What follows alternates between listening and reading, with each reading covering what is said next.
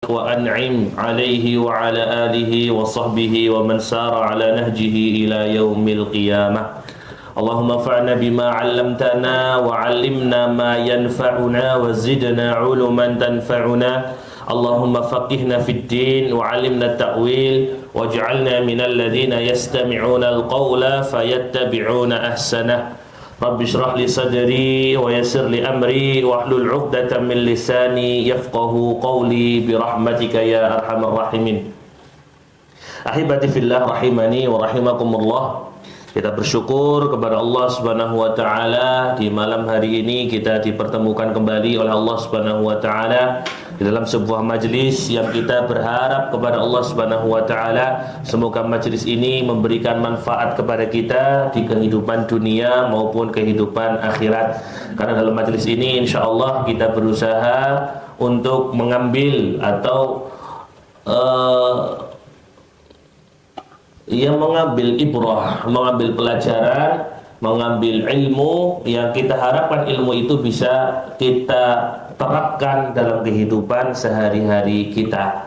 Maka bersyukur kepada Allah Subhanahu wa taala atas segala nikmat yang Allah berikan kepada kita, nikmat Islam, nikmat iman, ya, kemudian nikmat sehat, nikmat waktu luang, nikmat keamanan, ya, nikmat kedamaian, nikmat kemerdekaan. Masih bulan Agustus nih. Nikmat kemerdekaan ya, yang masih kita rasakan sampai sekarang. Ya, sudah 80 tahun negeri kita merdeka. Pertanyaannya, sudah benar-benar merdeka atau belum? Enggak bersyukur berarti antum. Sudahlah merdeka. Artinya merdeka di sini sudah terbebas dari penjajahan gitu. Ya, dari penjajahan siapa? Kalau mau nyebut Belanda kayaknya kok kurang mantap saya itu. Ya. Dari penjajahan Katolik Portugis dan dari penjajahan Protestannya Belanda, atau kebalik kayaknya, semua orang kebalik ya. Atau dari penjajahan ideologinya Jepang, pada sensitif nanti direkam lagi. Nah, agar kita gini, kita menyebut itu kenapa? Karena kemerdekaan kita Indonesia tidak lepas dari perjuangannya para ulama. Adanya kemudian ya, Sultan Hasanuddin yang kemudian dikenal dengan ayam jantan dari timur yang membebaskan laut mana itu? Ya, laut mana? Ya laut timur dari timur kok. Itu kan Muslim, Sultan Babullah. Ya, kemudian kerajaan di Aceh. Ya. Kemudian para wali songo, ya, kemudian Sultan Fatahillah dan seterusnya. Ya, kemudian di agak akhir-akhir itu ketika 1945 kita sudah merdeka, tapi kemudian Belanda dengan saya lebih suka menyebutnya pasukan salibis Eropa itu ingin kembali ke Indonesia 1948 kan, bersama dengan yang disebut dengan pasukan sekutu, ya, ya, salibis itu. Ya, akhirnya apa? Ada revolusi jihad ya, yang dicetuskan oleh para ulama, para kiai. Nah, ini kan tidak lepas daripada giroh perjuangan ya, para ulama kita. Biar kita itu nggak lupa dengan para pendahulu kita, bahwa pendahulu kita dulu itu suka berjuang ketika memang sedang dijajah. Agar kita itu tidak hilang dari hati kita ya, rasa untuk membela negara kita, rasa untuk membela kemuliaan harta martabat kita ya, sebagai kaum mukmin, sebagai orang yang beriman ya, karena dalam penjajahan itu nggak ada yang bebas. Dalam penjajahan itu semuanya terbatas ya. Mungkin kita tidak merasakan, tapi mungkin mbah-mbah kita merasakan ya. Bagaimana mereka kemudian untuk nyari nasi saja susah, mau ganti baju saja susah ya, mau beribadah saja mungkin dihalangi, mau sekolah saja dihalangi, mau mencari pendidikan saja dihalangi ya. Termasuk dulu ketika para ulama kita melaksanakan ibadah haji, orang Indonesia dulu kalau pergi ibadah haji itu tidak hanya ritual haji toh, tapi di sana kemudian belajar menuntut ilmu Nah, pulang-pulang dari ibadah haji disuruh pakai peci putih. Ini kata para sejarawan, kenapa kok orang yang baru pulang dari ibadah haji suruh pakai peci putih? Ini agar orang Belanda bisa nandai, bisa nengeri, ya, sehingga diawasi. Takut-takut nanti orang pulang dari ibadah haji menyebarkan apa? Provokasi, menyebarkan propaganda agar mengobarkan semangat perjuangan. Itu salah satunya yang kami baca dalam beberapa riwayat sejarah seperti itu. Maka kita bersyukur ya, kita nikmat keamanan, nikmat kemerdekaan yang kita rasakan sekarang, kebebasan yang kita rasakan sekarang, ya jangan sampai kemudian kita lalai atas nikmat Allah Subhanahu wa taala, lalai atas perjuangan para pendahulu-pendahulu kita. Ya, maka dari itulah kita juga harus mendukung bangsa manapun, utamanya adalah kaum muslimin yang sedang berjuang, ya, berjuang untuk meraih kemerdekaannya. Ya. Tentu yang sekarang sedang merasakan kezaliman penjajahan adalah saudara-saudara kita di Palestina, di Gaza terutama. Nah, ahibati fillah rahimani wa rahimakumullah, kita kemarin sudah membahas penyakit hati dari 1 sampai dengan 5. Pertemuan kemarin kita bahas penyakit hati yang nomor 5, yaitu at-tafakhur, pamer atau flexing. Ya, wassalamualaikum warahmatullahi wabarakatuh. Ahlan wa sahlan, apa? Pamer atau flexing, ya. Maka dalam kitab Zawajir dijelaskan, man talaba dunya halalan isti'fafan 'anil mas'alati wa sa'yan 'ala ahlihi wa ta'attufan 'ala jarihi ba'athahu Allahu yaumal qiyamati wa wajhuhu mathalul qamari lailatal badri. Titik sampai situ.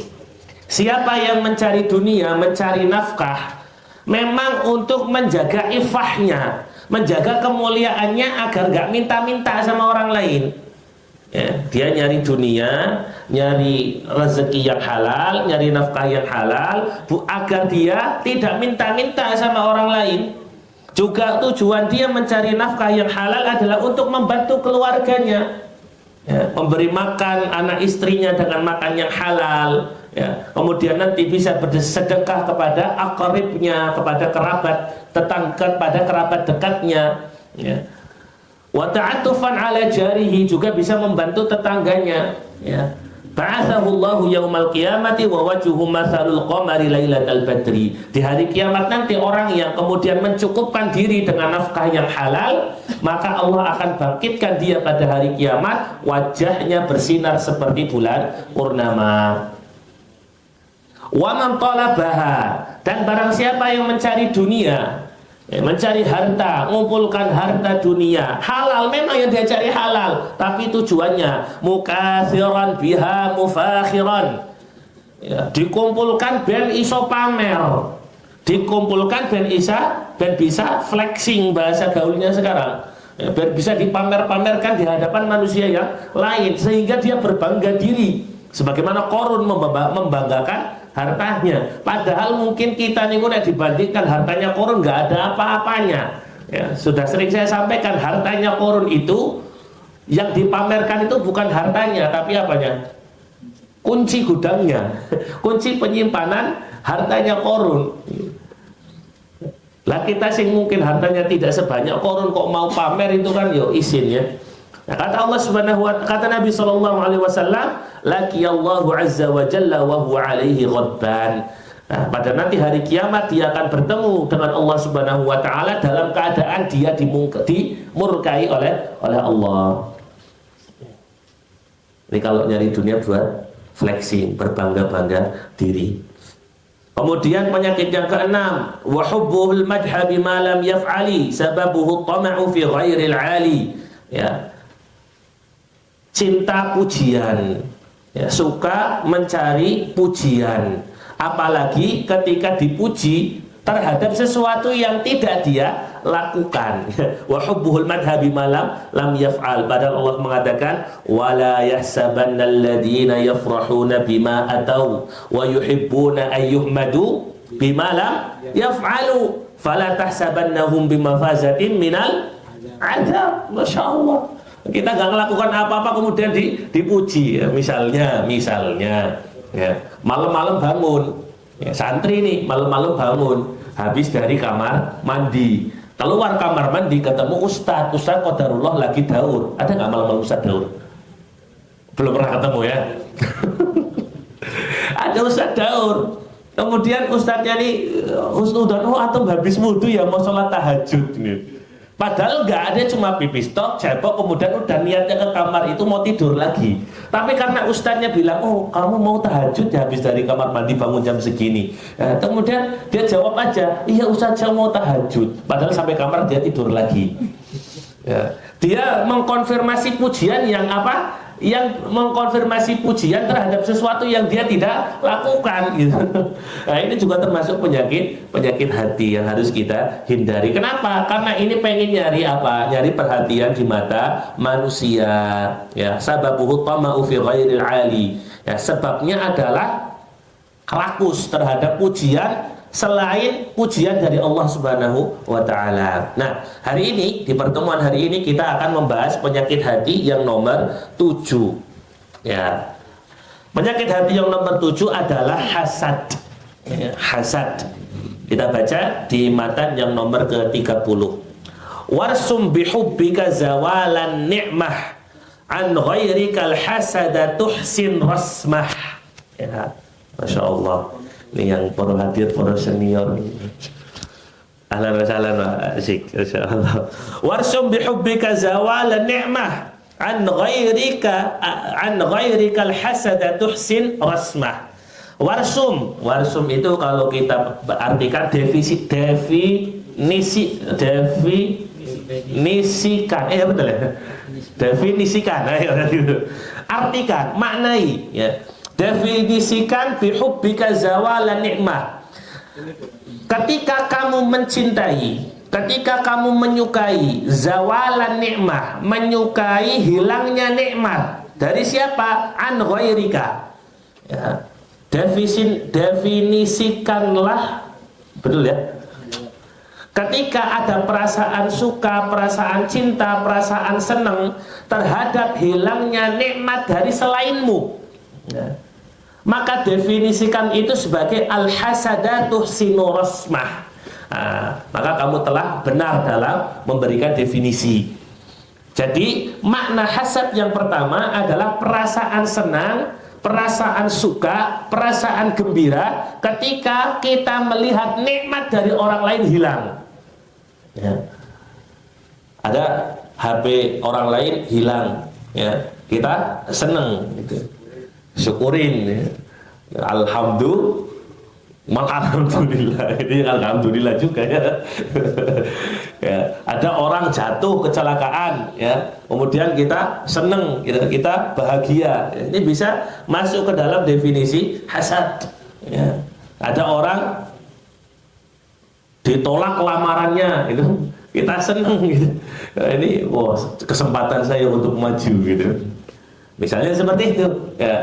Nah, bisa jadi ini masuk ke dalam definisi hasad yang pertama, ya.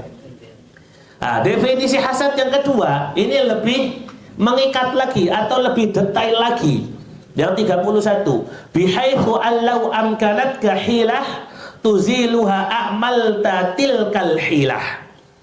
Definisi hasad yang kedua, ada perasaan kita suka terhadap hilangnya nikmat dari selain kita. Kalau kita punya kemampuan, kita punya power, kita punya kekuasaan untuk menghilangkan nikmat itu, maka akan kita lakukan. Contoh misalnya yang duduk di belakang misalnya. Jangan yang sana, ini sudah di sebelah di sana. Yang duduk di belakang lihat yang duduk di depan gitu. Itu kok bisa duduk di depan ya, enak sekali kayaknya duduk di depan gitu. Coba kalau dia sakit ya, saya bisa duduk di depan gantikan dia gitu kan. Ini berarti apa? Dia menganggap duduk di depan ini nikmat yang bisa dirasakan orang lain, dan dia pengen nikmat itu hilang dari orang yang duduk di depan. Makanya dia berandai-andai orang yang duduk di depan sakit agar saya bisa duduk di depan. Nah, ini definisi yang pertama. Nah, definisi yang kedua, kalau dia punya hilah, punya apa namanya, amkanatka, ya, kalau dia punya kemampuan memungkinkan menghilangkan nikmat dari orang tersebut, maka akan dilakukan. Misalnya ketika dia mengetahui orang yang duduk di depan ini biar duduk di belakang, nah, maka dia akan mengajukan diri sebagai moderator misalnya, ya, dia menjadi MC. Akhirnya karena dia jadi MC, dia punya kekuasaan untuk ngatur tempat duduk. Nah, sekarang yang duduknya di depan pindah ke belakang, gitu. Misalnya seperti itu. Ya, contoh sederhananya seperti itu. Ya. Atau misalnya ada orang, kita nggak punya motor misalnya, kemudian kita lihat teman kita bisa beli motor, padahal sama-sama Ustadz pengabdian, gajinya sama, gue tuku motor ya kayaknya angel gitu. Ya, bukan angel sih, harus nabung lebih lama gitu ya. Kemudian kita melihat teman sama-sama Ustadz pengabdian, kok itu bisa beli motor ya, saya kok nggak bisa gitu ya. Ya mungkin karena beda gaya hidupnya ya, atau beda cara nabungnya ya. Akhirnya apa? Muncul perasaan ya, moga-moga motornya kenapa-napa, nggak harus hilang kenapa-napa. Lah kalau dia punya kemampuan untuk menghilangkan atau menciderai nikmat tersebut, akan dia lakukan. Tok kempes nabai bane lah. Ya, dia malam-malam bangun pergi ke parkiran, kemudian bannya dikempesi. Ya. Ini sudah menjurus kepada perilaku hasad. Ya. Tapi pada intinya hasad itu adalah ya, suka kalau nikmat orang lain itu hilang. Apalagi ya, kemudian nikmat itu berpindah ke tangannya. Dia berandai-andai nikmat itu berpindah ke tangannya. Ya. Maka hati-hati ini, akhi ikhwan sekalian, dengan penyakit hasad ini. Kan banyak sekali yang kita dapatkan yang akan memberikan bahaya kepada kita ketika kita punya penyakit hasad. Salah satunya disabdakan oleh Rasulullah sallallahu alaihi wasallam, ya, al-hasadu ta'kulul hasanat, pakai jamak. Hasad itu akan melenyapkan kebaikan-kebaikan. Ya, nggak cuma hasanah, tapi hasanat artinya kebaikan yang banyak. Seperti apa? Kama ta'kulun naru al-haqoba, sebagaimana api ya melenyapkan kayu. Ini hasad ini. Ya, misalkan sama Rasulullah bisa menghilangkan kebaikan-kebaikan ya, sebagaimana api ya melahap atau memusnahkan kayu. Masya Allah. Nah, tapi ada tapi di sini. Amma idza kanat makhafatus samad anha tasudduka falastadha hasad. Amma idza kanat makhafatus samad, tapi apabila ada rasa takut. Jadi manusia itu ketika melihat orang lain mendapatkan nikmat, pasti muncul rasa pengin. Melihat orang lain mendapatkan nikmat yang kemudian dia tidak dapatkan, mesti dalam hatinya akan muncul rasa pengen. Nah, misal kita melihat teman seangkatan kita nikah, sementara kita belum nikah, pengen nggak? Oh, kayak sing biyen jagung bareng nyong semeja, kau wis bojo dhisik nyong urung gitu. Masih ada rasa ingin. Ya. Wong seumuran kok dia nikah duluan gitu. Ada rasa ingin. Nah, rasa ingin ini kalau dipelihara tapi terus apa? Membiarkan bisikan-bisikan yang buruk mengiringi rasa ingin ini, nanti ujung-ujungnya akan menjadi hasad. Tapi kalau rasa ingin ini kemudian ya kita iringi dengan mengingat Allah, makhafatus samad. Ya, dengan rasa takut kepada As-Somad. As-Somad itu siapa? Allah. Lihat temannya sudah nikah, ya, pengen, tapi kemudian dalam hatinya berbisik, oh ya, jodoh itu sudah diatur sama Allah. Rezeki sudah diatur oleh Allah, masing-masing sudah ada jatahnya. Mungkin hari ini dia menikah, tapi suatu saat nanti aku juga akan menikah dengan siapa ya tidak tahu, jodohnya belum diketahui soalnya.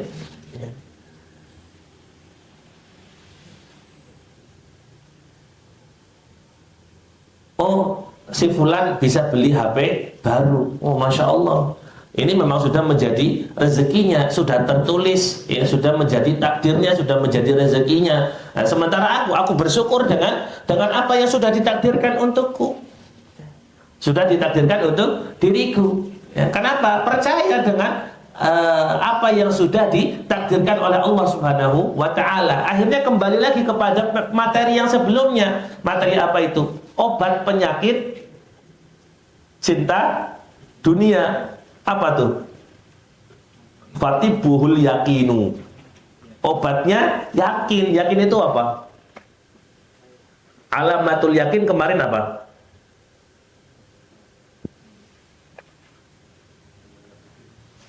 Mengembalikan semua urusan kepada Allah.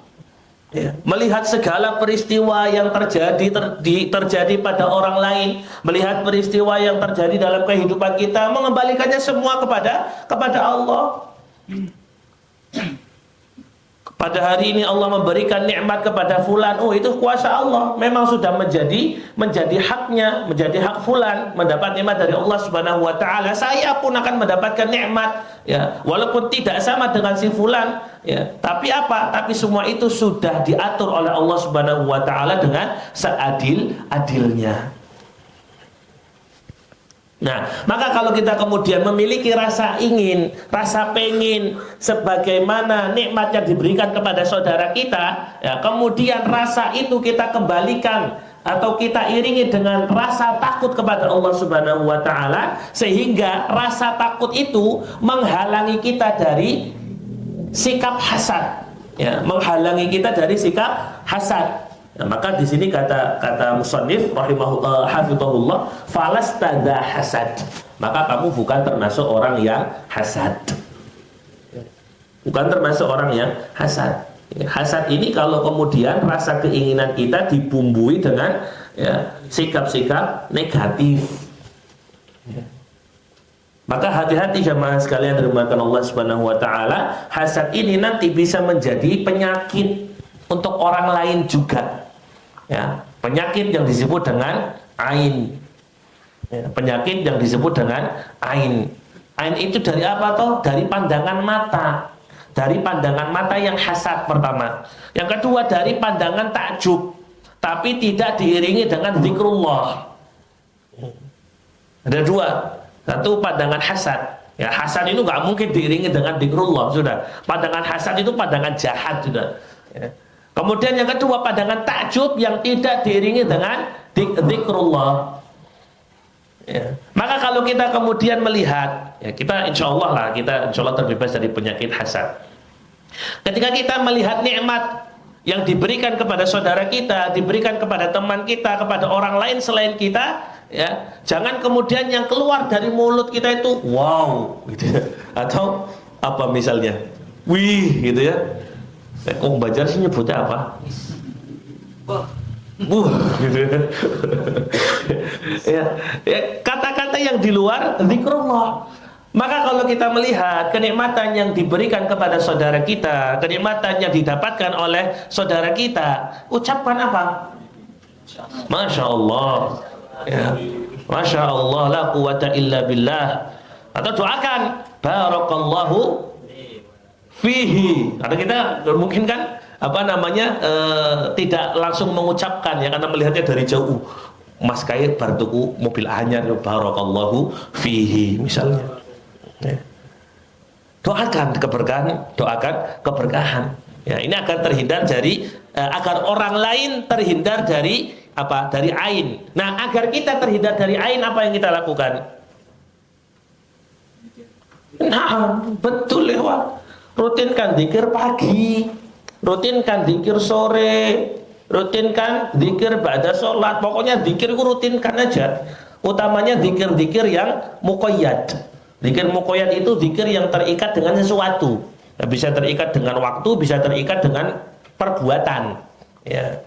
Zikir pagi berarti terikat dengan waktu pagi, ya. Zikir ba'da sholat terikat dengan ibadah sholat. Zikir sore berarti terikat dengan waktu sore. Termasuk zikir-zikir yang lain, ya, zikir sebelum tidur, zikir setelah tidur, doa sebelum masuk kamar mandi, keluar kamar mandi, ya, doa ketika mau makan, selesai makan, doa masuk masjid. Kenapa sih kita harus banyak-banyak doa?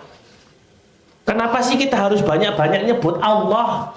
Ini kembali lagi ke materi pertama, menjadi hamba yang profesional. Masih ingat atau tidak? Gimana menjadi hamba yang profesional itu? Dan dibuka. Menjadi hamba yang profesional itu kenal, tahu diri bahwa aku, kita ini mau hamba yang apa? Lemah, nggak punya kuasa, apalagi hina, termasuk tadi yang disebutkan bodoh. Kita nggak ada apa-apanya tanpa kuasa Allah. Maka Allah syariatkan kepada kita doa. Rasulullah contohkan kepada kita doa. Doa itu kan permintaan kita sama Allah. Mau masuk masjid, Allahumma inni, Allahumma ftahli abwaba rahmatik. Kita minta sama Allah. Biar kita sadar, oh jalannya saya ke masjid itu bukan kuasa saya. Jalannya saya ke masjid untuk sholat itu bukan karena saya itu kuat, bukan karena saya itu sehat, bukan. Tapi karena rahmat dari Allah Subhanahu wa ta'ala. Mau makan, bismillah, ya. Biar ingat, oh makanan ini yang menghadirkan, yang memberikan rezeki itu Allah. Bukan karena usaha saya, bukan karena kepintaran saya mencari rezeki, bukan, Allah. Selesai makan, alhamdulillahilladzi at'amani wa saqani wa ja'alani minal muslimin. Dalam riwayat lain, alhamdulillahilladzi at'amanihi wa saqanihi min ghairi haulin minni wala quwwatin. Biar ingat Allah. Yang jadikan saya kenyang itu bukan karena makan. Makan ini wasilah saja, ya. Tapi yang menjadikan saya kenyang dengan makanan ini Allah, wasilahnya makan, gitu. Biar itu, agar kita itu bisa menjadi hamba Allah yang profesional, tahu diri, ya, bahwa kita itu di hadapan Allah nggak ada apa-apanya, ya. Itu makhofatus shomat, ya. Kalau kita takut sama Allah itu, ya insya Allah tidak akan hasad dengan siapapun. Melihat orang tinggi jabatannya, melihat orang banyak hartanya, melihat orang jutaan followersnya gitu, ya biasa aja. Wong semua yang dia dapatkan itu kan bagian dari dunia. Sementara kata Nabi SAW, fa ni'matud dunya, nikmat dunia itu kalau dibandingkan dengan nikmat akhirat, itu sebagaimana seseorang mencelupkan tangannya ke lautan, kemudian dia angkat, mencelupkan jarinya ke lautan, kemudian dia angkat jarinya. Nikmat dunia itu yang satu tetes itu, sementara nikmat akhirat adalah seluas lautan itu. Maka orang yang makhofatus shomat, orang yang takut sama Allah, tidak akan iri, tidak akan hasad dengan orang yang kaya, orang yang punya jabatan, orang yang punya banyak follower terkenal. Karena apa? Karena dia yakin lawong mung setetes. Apakah setetes itu bisa memberikan apa namanya? Kalau lawannya lapar kan kenyang. Kalau lawannya haus apa?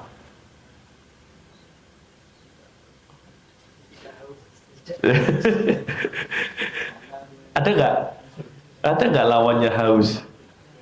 Angger bahasa Banjar lawannya wareg ngelih, lawannya ngelak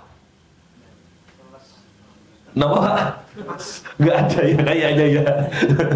Wah, ini harus cari bahasa baru lawannya haus. Nah, dia menganggap bahwa dunia yang dimiliki oleh orang lain yang mungkin tidak diberikan kepada saya itu mung setetes. Yang setetes itu tidak akan menghilangkan dahaga.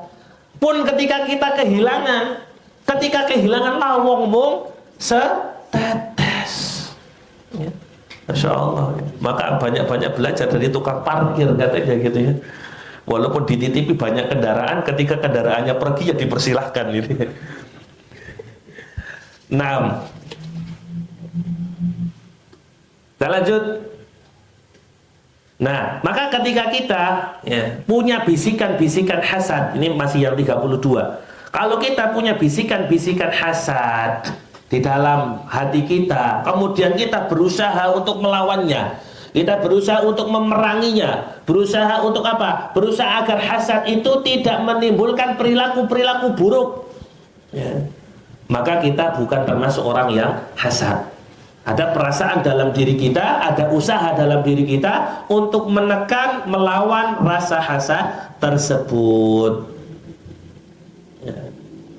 34. Ya, ini dijelaskan. 33. Fima tarajjah hujjatul islami min fadli dzil jalali wal ikrami. Ya.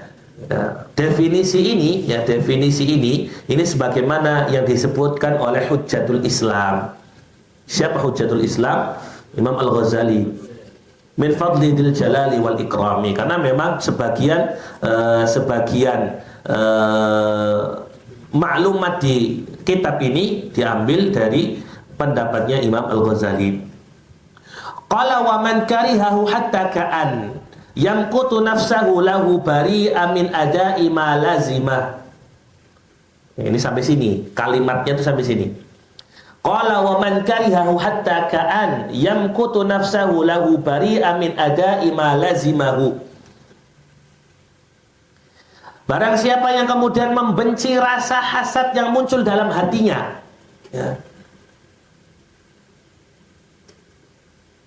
sampai-sampai apa? Sampai-sampai kemudian dia betul-betul membenci dirinya, membenci dirinya karena rasa hasad yang muncul dalam hatinya itu. Ini kenapa sih kok saya muncul terus rasa hasad ini?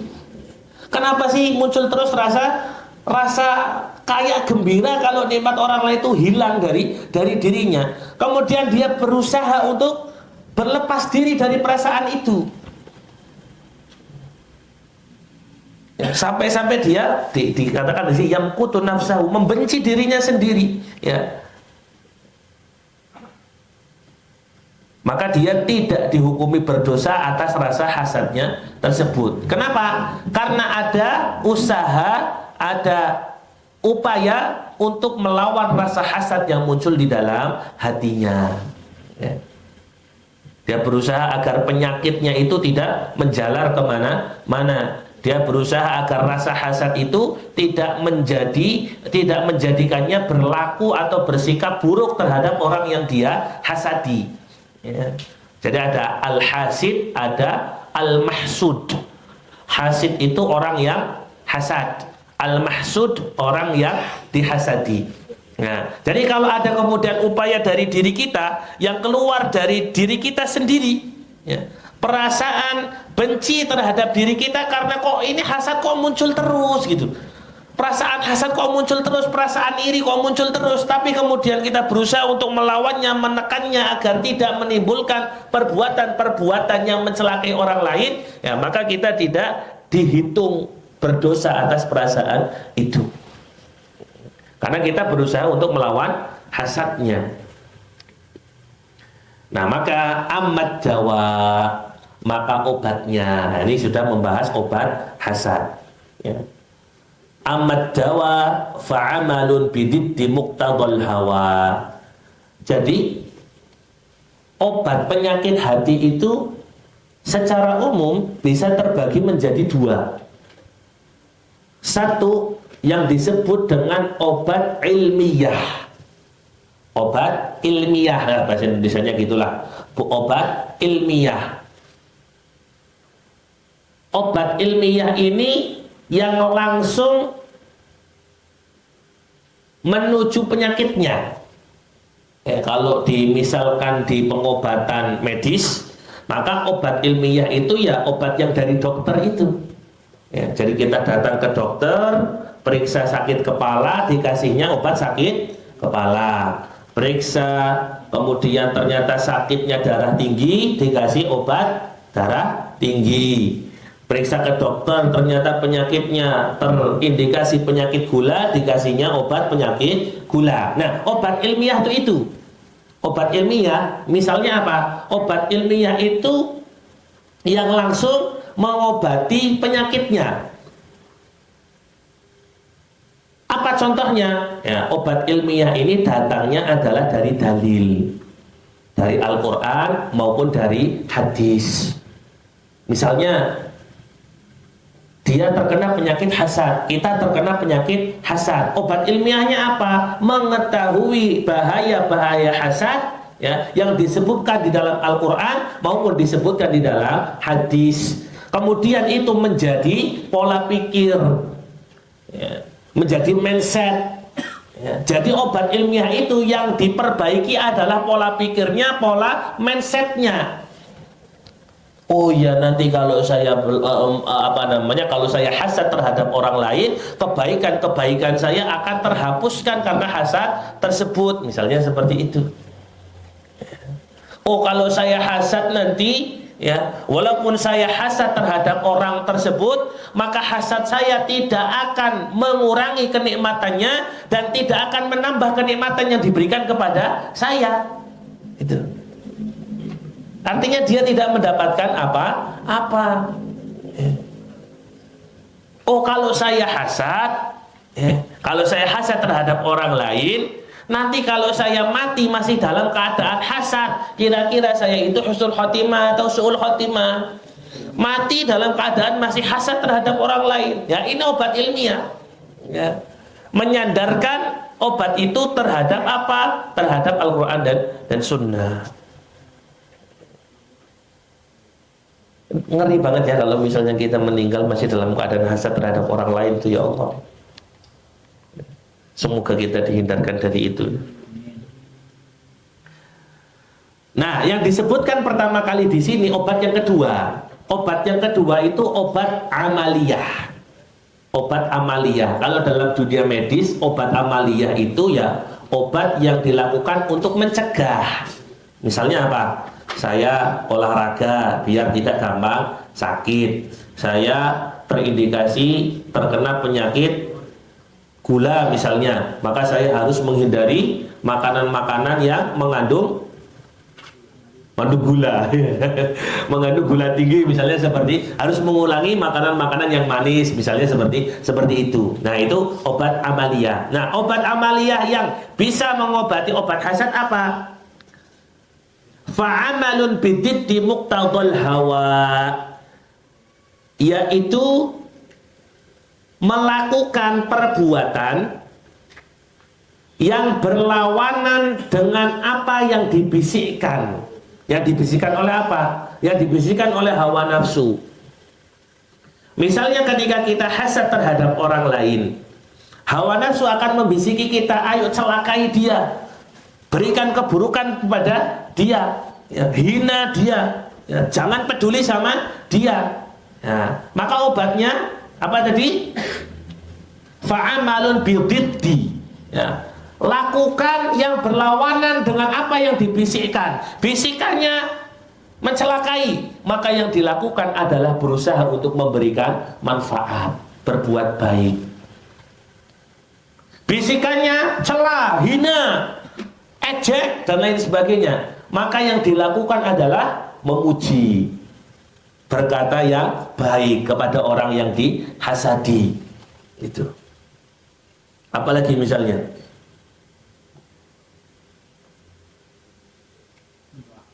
nah, termasuk mendoakan, ya, termasuk mendoakan. Bisikan orang hasad itu kan kebanyakan buruk gitu, ya. Apalagi dengan orang yang dihasadi.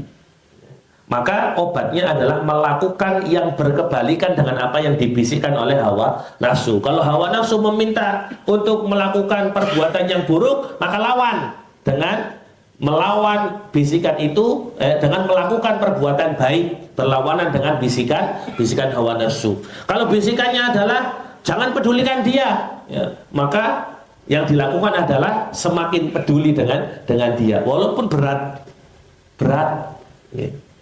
Apalagi hasad itu biasanya diikuti dengan rasa benci, ya. Karena hasad ini kalau kita kelompokkan, ya, rasa penyakit-penyakit yang lain itu anak-anaknya, ya, termasuk daripada induk penyakit hati itu hasad, ya. Hasad itu nanti diiringi dengan rasa benci, ya. Sehingga kalau mau berbuat baik kepada orang yang dihasati, ih, berat loh rasanya, wong ini kan orang yang saya benci, kok saya berbuat baik kepada dia, ya. Makanya kemarin obat benci kepada sesama muslim apa? Doakan kebaikan. Doakan kebaikan kepada orang yang kita benci. Untuk mengobati apa? Mengobati rasa benci tersebut. Nah, dijelaskan di bait yang ke-36.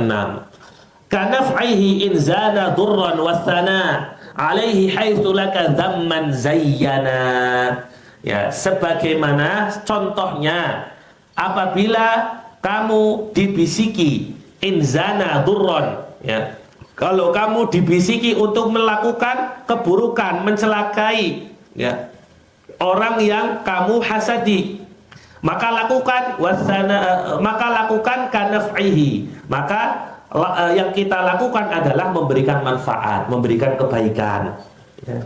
Ketika bisikannya adalah mencelakai, maka yang dilakukan adalah berbuat baik, ya. Wasana alaihi haitsu laka dzamman zayyana. Kalau yang dibisikkan adalah dzamman, yang dibisikkan ini adalah untuk mencela, memaki dan lain sebagainya, maka yang dilakukan adalah wasana alaihi. Yang dilakukan adalah memuji, mendoakan, ya, dan seterusnya, ya. Nafsu menyuruh kita untuk mencelakai, ya, maka yang kita lakukan adalah memberi manfaat. Nafsu menyuruh kita, membisiki kita untuk mencela, maka yang kita lakukan adalah memberikan pujian, ya. Ini obat amaliyah, ya. Jadi apa? Berusaha melakukan apa kebalikan dari yang dibisikkan oleh hawa nafsu. Paham sampai sini? Insyaallah. Nah, yang ke-37 ini obat ilmiah. Wa ilmi annahu yadurrul hasida yaqtammul ana wa yu'aqabu ghada. Ini obat ilmiah yang diserang pola pikirnya, mindsetnya. Wa ilmi annahu yadurrul hasidu, bahwa perbuatan hasad itu tidak memberikan bahaya kepada orang lain kecuali kepada dirinya sendiri. Kalau kita hasad, ya, kita sendiri akan menerima keburukan-keburukannya.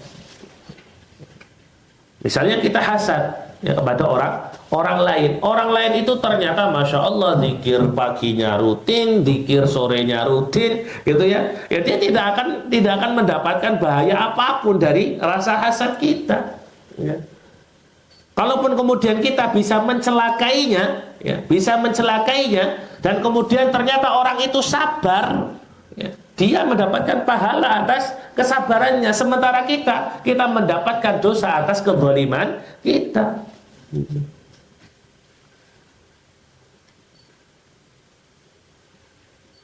Maka orang yang memiliki penyakit hasad ini, ya, tidak akan memberikan bahaya kepada orang lain kecuali kepada dirinya sendiri.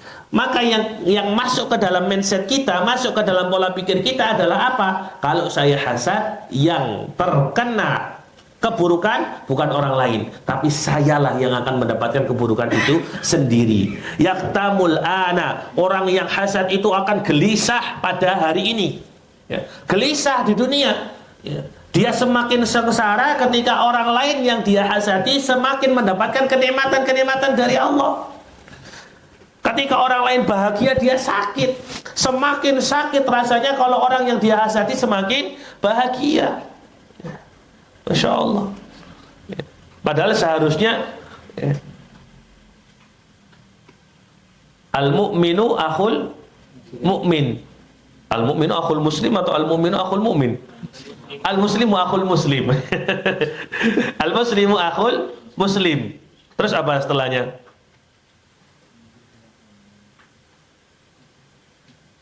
Walah lali. Yasuddu ba'duhum ba'dha. Ya. Seharusnya muslim dengan muslim yang lain itu kan saling menguatkan antara satu dengan yang lain, bukan malah melemahkan. Artinya gini, kalau kita kemudian tidak bahagia dengan kebahagiaan saudara kita, nah, di mana posisi kita? Di mana posisi kita? Ya, dengan hadis Nabi Shallallahu Alaihi Wasallam, la yu'minu ahadukum hatta yuhibba li akhihi ma yuhibbu li nafsihi. Kata Nabi jelas loh, la yu'minu ahadukum, tidak sempurna iman kalian, hatta yuhibba li akhihi, sampai kalian itu kemudian menyukai, mencintai kebaikan yang dirasakan oleh saudaranya sebagaimana dia mencintai, menyukai kebaikan untuk dirinya sendiri. Kita suka kemerdekaan Indonesia, kita cinta Indonesia merdeka, maka kita juga cinta kalau Palestina merdeka. Kita juga cinta kalau Al-Aqsa terbebas dari cengkraman orang-orang Zionis. Kita suka kalau kemudian orang-orang Palestina sampai saat ini masih melakukan perlawanan, karena ini adalah izzah mereka, kemuliaan mereka, dan bahkan menjadi wakil kaum muslimin sedunia dalam mempertahankan kemuliaan Masjidil Aqsa. Ya kita dukung. Ya, jangan kemudian kita menjadi penggembos perjuangan mereka, malah lebih mendukung apa? Mendukung narasi-narasi Zionis Israel dan seterusnya, misalnya seperti itu. Oh, sampai situ. Nah, ya, artinya gini, kalau kita bahagia dengan kesengsaraan orang lain, di mana posisi kita terhadap hadis Nabi, la yu'minu ahadukum hatta yuhibba li akhihi ma yuhibbu li nafsihi. Ya, Nabi sudah mensyaratkan kalau kaum saudaramu mukmin berbahagia, kamu ikut bahagia. Kalau saudaramu mukmin bersedih, kamu coba ikut rasakan kesedihannya. Jangan kebalikan. Ya, teman mukminmu sedih malah kamu bahagia. Teman mukminmu bahagia, kamu malah sedih. Ya. Kan artinya ndak nyunah atau akhirnya gitu. Ndak nyunah asli akhirnya. Maka mindsetnya itu, kalau teman saya bahagia, saya juga harus ikut bahagia. Walaupun mungkin ada perasaan-perasaan pengen saya kayak teman itu, tapi terus lawan, ya rasa pengen itu jangan sampai terjerumus atau menjurus kepada perasaan hasad. Nah, ya, yaktamul an, orang yang hasad itu yaktamul an. Ya, merasa gelisah di dunia, merasa sakit, merasa galau kalau orang yang dihasati semakin bahagia. Wa yu'aqabu ghada. Ya tadi, kalau wafat meninggal dunia masih dalam keadaan hasad, ya, dia akan yu'aqab, akan dihukum oleh Allah Subhanahu wa taala, wal iyadu billah. Wala yufiduhu bi syai'in ma wala yuzilu an mahsudihi ma nuwila. Ya, jadi kalau kita hasad kepada nikmat yang diberikan kepada orang lain, hasadnya kita tidak akan mendatangkan nikmat orang lain kepada kita. Wala yufiduhu bi syai'in ma, gitu. Enggak ada. Ya, misalnya kita hasad nih, hasad kepada teman kita yang baru bisa beli mobil misalnya, ya. Perasaan hasad kita ketika kita hasad kepada saudara kita, apakah ketika sudah kita hasad mobil itu pindah ke tangan kita? Enggak. Ya, mobil itu tetap menjadi menjadi milik saudara kita, menjadi milik teman kita, enggak berpindah ke tangan kita. Ya. Atau, ya, wala yazilu an mahsudihi manuwila. Ya. Atau kalau misalnya kita sudah hasad kepada orang lain nih, apakah kemudian, ya, nikmat yang sudah kita hasadi itu kemudian hilang? Hilang begitu saja? Kan enggak, masih tetap ada, nikmatnya. Artinya orang yang hasad tidak akan mendapatkan apa-apa, orang yang dihasati juga tidak akan kehilangan apa-apa, tapi buruknya orang yang hasad akan mendapatkan dosa. Bisa jadi yang dihasati ini malah mendapat pahala. Masya Allah. Bahaya sekali ini penyakit hasad. Ya, maka betul kata Nabi, ya, al-hasadu taqulu al-hasanat kama taqulu naru al-haqoba. Akhirnya kebaikan-kebaikan yang seharusnya bisa dia lakukan, ya, hilang, tidak terfikirkan. Karena apa? Karena sudah didahului oleh perasaan hasad. Ya, maka obatnya hasad satu tadi obat amaliyah. Ya, obat amaliyahnya adalah dengan melakukan kebalikan dari apa yang dibisikkan oleh hawa nafsu. Obat yang kedua, obat ilmiah, ya, menanamkan dalam pola pikir kita bahwa kalau kita hasad terhadap seseorang, kita tidak akan mendapatkan apa-apa. Justru kita akan gelisah di dunia, dan kalau kita mati dalam keadaan hasad, kita mati dalam keadaan su'ul khotimah, waliyadzubillah. Sebab-sebab hasad, asbabuhu. Ya, sebab-sebab hasad ada 7. Adawatun tahabbubu, takabburun ta'azzuzun ta'ajjubu, hubbur riyasati wasyuhhun hati, asbabuhul lawati minha ya'ti. Sebab-sebab hasad ada 7. Pertama, adawatun. Sebab hasad yang pertama adalah adawah, permusuhan. Adanya konflik, ya, yang belum terselesaikan, adanya rasa kebencian yang melahirkan permusuhan, ya. Maka jangan cari musuh. Cari apa? Cari teman, ya. Cari circle yang baik, ya. Cari perkumpulan yang baik, ya. Tapi dengan circle pun jangan kemudian menganggap circle kita itu, ya, ini menjadi apa ya, bahwa circle kita satu-satunya circle kebaikan gitu. Ada circle-circle yang lain juga yang di sana itu circle kebaikan gitu loh, ya. Jangan sampai kalau kita kemudian punya satu circle, ada circle yang lain, ya, kemudian ini memberikan kebaikan untuk umat, kita juga memberikan kebaikan untuk umat, kita menganggap circle ini musuh kita. Lu sama-sama memberikan kebaikan, kok kita anggap musuh piye? Akhirnya apa nanti yang muncul dari hati kita? Hasad. Sudah itu. Kalau sama-sama memberikan kebaikan, sama-sama memberikan kebaikan untuk umat, ya sudah, ini memberikan kebaikan di dalam bidangnya, kita memberikan kebaikan di bidang kita.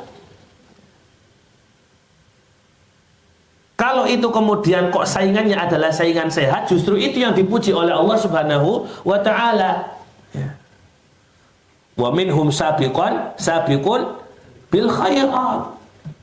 Allah kan menyebut ada 3 golongan. Ketika apa yang awal ayatnya, astagfirullah, saya lupa. Tsumma awratnal kitabal ladzina istafaina min ibadina faminhum zalimun li nafsi wa minhum muqtasid wa minhum sabiqun bil khairat, ya, biidznillah. Ketika ada telepon dari bapak saya angkat dulu atau gimana? Bentar gitu. Naam.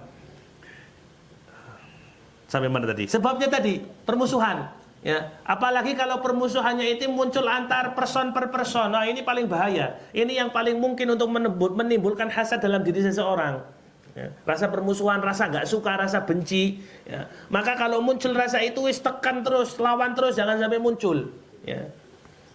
Ya, jangan sampai muncul. Kemudian yang kedua, tahabbubun. Sebab yang kedua adalah tahabbubun, mencari cinta gitu. Atau mencari perhatian lah. Kalau mencari cinta kok kayaknya terlalu romantis, ya. Mencari perhatian, ya. Bisa santri rebutan mencari perhatian ustadznya, akhirnya muncul rasa hasad, ya. Para ustadz rebutan perhatian dari mudir gitu ya, misalnya, ya, akhirnya muncul rasa hasad gitu. Istri pertama, istri kedua, istri ketiga, istri keempat rebutan perhatian dari suami gitu, bisa muncul rasa hasad. Tapi belum ada yang merasakan kayaknya, ya. Baru wacana.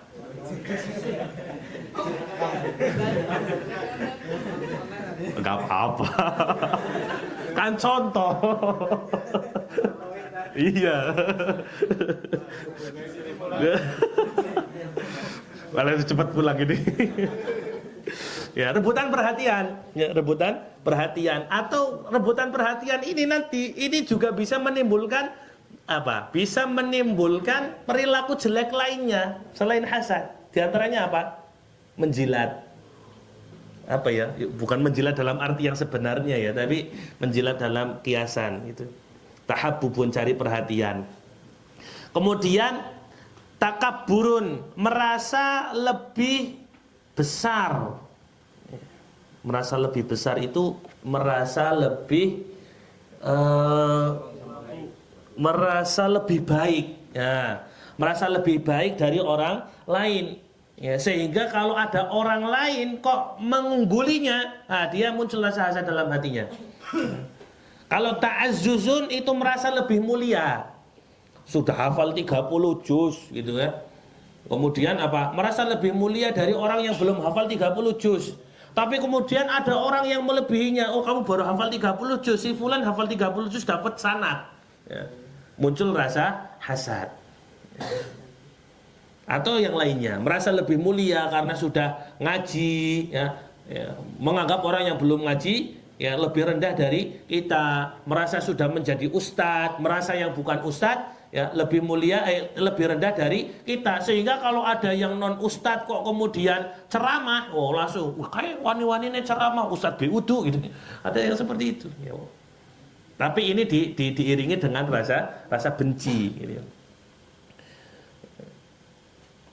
Kemudian ta'ajjubun ya, perasaan heran atau tidak percaya. Kai wong anake petani kok bisa jadi dokter, kae be ora tahu keton golek duit, ka duitnya deneng akeh, enggane ngingu tuyul, ya misalnya seperti itu. Ya, padahal bisa jadi orang yang dia suudoni ini ya apa online shop misalnya ya, atau ternyata YouTuber gitu ya, dan lain sebagainya ya, uangnya banyak gitu. Ya, ta'ajjubun. Ya, ini perasaan-perasaannya kemudian diiringi dengan sesuatu yang negatif, ta'ajjubun, perasaan herannya tadi ya. Kalau kita takjub dengan orang lain, jangan sampai kemudian perasaan itu diiringi dengan pikiran-pikiran yang negatif ya. Kemudian yang keenam, hubur riyasah ya, rebutan jabatan ya. Jabatan di sini jangan kira hanya gubernur, presiden, DPR, MPR ya, memang itu sudah direbutkan banyak orang, ngapain kita rebutan gitu ya. Tapi juga jabatan yang dimaksud di sini apa? Yo ketua RT masuk, ya, ketua RW masuk, ketua BEM masuk, ya, ketua kesantrian masuk. Kita rebutan ketua kesantrian ya. Mudir, ada rebutan jadi mudir gitu ya. Ya. Rebutan jadi ketua yayasan misalnya, kayaknya nggak ada sih insya Allah ya. Ya di tempat lain mungkin ada, tapi insya Allah di sini nggak ada. Ya, hubur riyasa. Ya, ini rebutan. Ya, jadi rebutan itu akhirnya apa? Menjadikan orang yang rebutan itu saling menghasati satu dengan yang lain. Ya, kemudian yang ketujuh, sebab di antara sebab-sebab hasad adalah syuhun. Syuhun ini dalam arti bahasa itu ya pelit, kayak bakhil. Tapi kalau syuh di sini bakhil atau pelit yang ditambahi dengan sifat tamak. Tamak itu apa? Rakus ya. Pelit yang dibarengi dengan sikap tamak itu namanya syuh. Jadi orang yang pelit ini gimana dia bisa menimbulkan rasa hasad? Dia pengen mendapatkan keuntungan sebanyak-banyaknya ya. Ya apapun lah ya. Entah itu dari pekerjaannya, entah itu dari posisi jabatannya, pokoknya dia pengen mendapatkan keuntungan sebanyak-banyaknya, mendapatkan kebaikan sebanyak-banyaknya. Tapi kalau ada orang lain mendapatkan keuntungan yang melebihi dari dirinya, ya, dia kemudian merasa tersaingi dan hasad terhadap orang tersebut. Ya. Akhirnya yang dia lakukan apa? Dia tidak mau memberikan keuntungan yang dia dapatkan untuk orang lain. Kenapa? Karena takut tersaingi. Nah itu apa namanya? Syuhun ya, pelit yang diiringi dengan rasa tomak atau rakus. Nah, jadi ini tadi penyakit yang ketujuh, penyakit hasad ya, maknanya adalah merasa bahagia dengan hilangnya nikmat dari orang lain di mana ketika kita memiliki kemampuan, kewenangan untuk menghilangkan kenikmatan itu, maka kita akan melakukannya. Nah, ini penyakit yang harus kita hindari sebagai seorang mukmin, ya. Maka rasa hasad ini harus dilawan, harus diperangi, jangan sampai bertumbuh kembang di dalam hati kita, ya. Salah satu obatnya ada dua, ya. Obatnya ada dua, satu obat amaliyah yaitu melakukan kebalikan dari apa yang dibisiki oleh hawa nafsu. Kemudian yang kedua obat ilmiah yaitu mencari atau memasukkan dalam mindset kita bahwa orang yang hasad itu tidak akan mendapatkan apa-apa kecuali keburukan di dunia dan keburukan di akhirat, ya. Sebab hasad tadi, ya, dan hasad ini bisa muncul di beberapa lingkungan, ya, di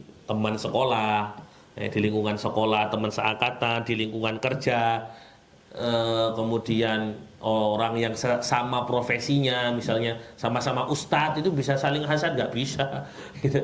Rebutan jamaah misalnya, jamaah gue rebutan, ya. Kemudian rebutan jabatan atau jabatan yang sama-sama kepala daerah misalnya, itu bisa hasad dengan kepala daerah yang lain. Oh, daerah itu kok bantuannya lebih besar daripada daerah saya, kok bisa gitu. Oh, jangan-jangan dia sudah menjilat, misalnya seperti itu, ya, dan seterusnya. Nah, maka hati-hati, ya, maka hati-hati. Di sini ada pengecualian, rasa ingin atau rasa menginginkan nikmat yang dinikmati oleh orang lain yang disebut oleh Rasulullah bukan termasuk hasad, melainkan istilahnya adalah ghibthah, ya. Atau ghibthah itu, saya mau nyebut hasad yang baik kok kayaknya kurang pas gitu, ya sudah disebut ghibthah aja, jangan disebut hasad yang baik gitu, ya. Apa kata Nabi? La hasada illa fitnatain. La hasada illa fitnatain. Ya, tidak termasuk hasad pada dua perkara, ya. Kepada dua jenis manusia. Yang pertama, rajulun atahullahu malan, ya, fayunfikuhu ana al-laili wa atrafan nahar, yaitu ghibthah kepada seseorang yang diberikan harta oleh Allah Subhanahu wa taala, kemudian orang itu menginfakkan hartanya di jalan Allah siang dan malam. Kita kalau punya perasaan ingin seperti fulan karena hartanya yang banyak sehingga bisa infak sebagaimana infaknya fulan, maka ini tidak termasuk hasad. Ini termasuk perasaan yang disebut dengan ghibthah. Kemudian rajulun atahullahu, dalam riwayat atahullahul ilman, ya. Seseorang yang diberi oleh Allah Subhanahu wa taala ilmu, kemudian dia mengajarkan ilmu itu, mengamalkan ilmu itu siang dan malam, ya. Termasuk di riwayat lain rajulun atahullahul Quran, ya, kepada orang yang diberi oleh Allah Subhanahu wa taala Quran. Ya, kemudian orang itu yatluhu ana al-laili wa atrafan nahar. Kemudian orang itu membaca Al-Qur'an itu siang hari dan malam, sepanjang malam dan sepanjang siang. Ya. Kalau kita kemudian menginginkan nikmat bisa berinfak, nikmat bisa mengamalkan ilmu, menginginkan nikmat bisa berinteraksi dengan Al-Qur'an, maka ini bukan termasuk hasad. Ini namanya ghibthah, ya. Dan keinginan itu adalah keinginan yang baik. Kalau bisa dilakukan, maka kita akan mendapatkan pahala dari Allah Subhanahu wa taala. Hadza wallahu a'lam. Karena saya sudah ada panggilan, mohon maaf, kita cukupkan sekian dulu. Kita bertemu kembali insyaallah di Jumat depan dan depannya lagi, ya, karena cuma depan jatahnya Ustaz Akmal, ya, depannya lagi jatah saya insyaallah.